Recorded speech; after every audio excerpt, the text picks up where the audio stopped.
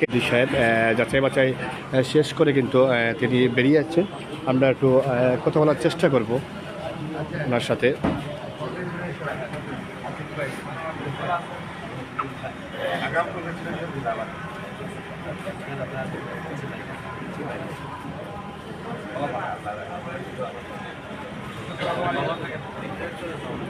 আচ্ছা আচ্ছা আচ্ছা ভাইয়া, আজকে এই যে যাচাই বাছাই বিষয়ে একটু যদি বলতেন এবং নির্বাচন সম্বন্ধে।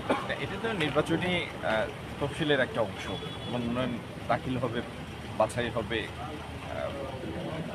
আপনার প্রতীক বরাদ্দ হবে, প্রত্যাহার হবে, তারপরে আনুষ্ঠানিক প্রচারণা শুরু হবে। তো এটি একটি গুরুত্বপূর্ণ অধ্যায়। তো এটি পার হয়েছি, আল্লাহর দরবারে লাখো কোটি শুকরিয়া। এখন আল্লাহর মেহরবানিতে আমরা আনুষ্ঠানিক প্রচারণার দিন থেকে প্রচারণায় ঝাঁপিয়ে পড়ব এবং আমাদের ইনশাল্লাহ এবং আমাদের কর্মসূচিগুলি আমরা ইতিমধ্যে উপস্থাপন করেছি, আবারও মানুষের দ্বারে দ্বারে নিয়ে যাব, যাতে আগামী সিলেটের এবং আগামী বাংলাদেশের একটা ইতিবাচক পরিবর্তনের জন্য মানুষের সমর্থন পেয়ে আমরা কাজগুলি সম্পন্ন করতে পারি। ধন্যবাদ।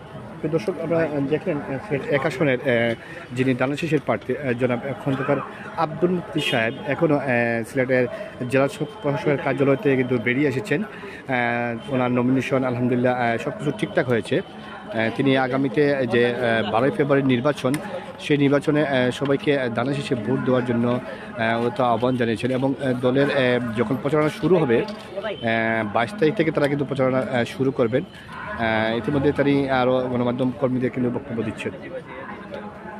দেশের অনেক জায়গায় আমরা দেখেছি যে অনেকেরই মনোনয়ন বাতিল হয়েছে, তো এই ক্ষেত্রে আমাদের সিলেট কতটুকু এগিয়ে আছে বা এগিয়ে যাওয়ার পিছিয়ে যাওয়ার কি নাই। আমরা তো সিলেট এক আসনের বাছাই সম্পন্ন হয়েছে এবং যারা প্রার্থিতা দাখিল করেছেন সবাই মনোনয়ন সবারই গৃহীত হয়েছে।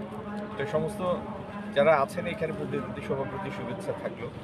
আর আমরা সবাই শান্তিপূর্ণভাবে আমাদের কর্মসূচিগুলি মানুষের কাছে নিয়ে যাব এবং আশা করব যে আমরা মানুষের সমর্থন আদায় করতে পারবো। এই সিলেটে এবং বাংলাদেশে একটি পরিবর্তন ঘটাবো ইনশাল্লাহ আগামী দিনে জনাব তারেক রহমানের নেতৃত্বে। এই লক্ষ্যে আমরা কাজ করছি, আল্লাহর রহমতে ইনশাল্লাহ আমরা অর্জন করবো। আশা দীর্ঘদিন যাবত আপনি ফিল্ডে কাজ করছেন, তো সেই হিসেবে এখন জনগণের প্রত্যাশাটা কেমন দেখছেন ধানের শীষের প্রতি? প্রথম হলো, মানুষ দীর্ঘদিন ভোট দেয়নি, মানুষের সরকার ছিল না, রাষ্ট্র পরিচালনায় মানুষের সম্পৃক্তি ছিল না এবং মানুষ তার মালিকানা হারিয়ে ফেলেছিল রাষ্ট্রের উপর। আগামী নির্বাচন হচ্ছে সেই রাষ্ট্রের উপর মানুষের মালিকানা ফেরত পাওয়ার প্রথম অধ্যায়।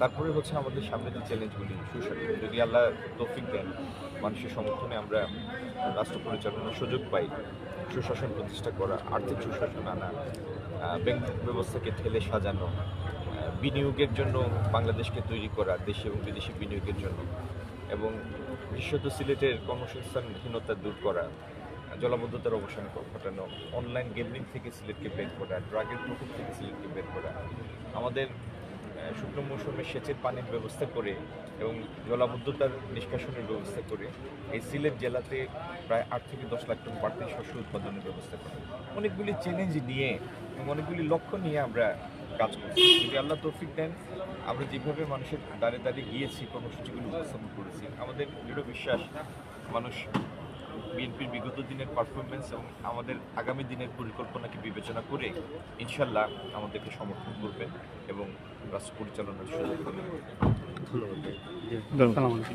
দর্শক, শুনলেন আপনি সিলেট এক আসনের ধানাশীষের প্রার্থী জনাব খন্দকার আব্দুল মুক্তি সাহেব।